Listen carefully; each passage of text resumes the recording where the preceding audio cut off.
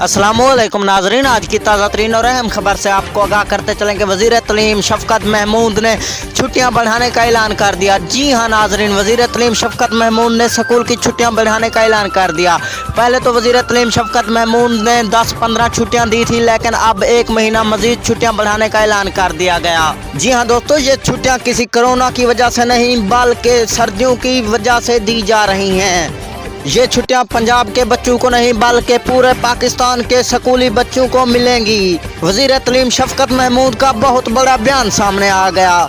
तो दोस्तों, मज़ीद जानने के लिए वीडियो को लाइक और चैनल को सब्सक्राइब कर दें और साथ खड़े घंटी के बटन को भी दबा दें ताकि इस तरह की मज़ीद वीडियो का नोटिफिकेशन आपको वक्त पर और बआसानी मिलता रहे और आप इस तरह की खबरों से रहें बाखबर। जी हाँ दोस्तों, वज़ीर तलीम शफकत महमूद ने पूरा 1 महीना यानी 30 दिन के लिए छुट्टियां बढ़ा दी हैं। तो दोस्तों, वीडियो पसंद आई तो वीडियो को लाइक करना ना भूलें। मिलते हैं नेक्स्ट अच्छी सी वीडियो में, तब तक के लिए दीजिए इजाज़त। अल्लाह निगहबान।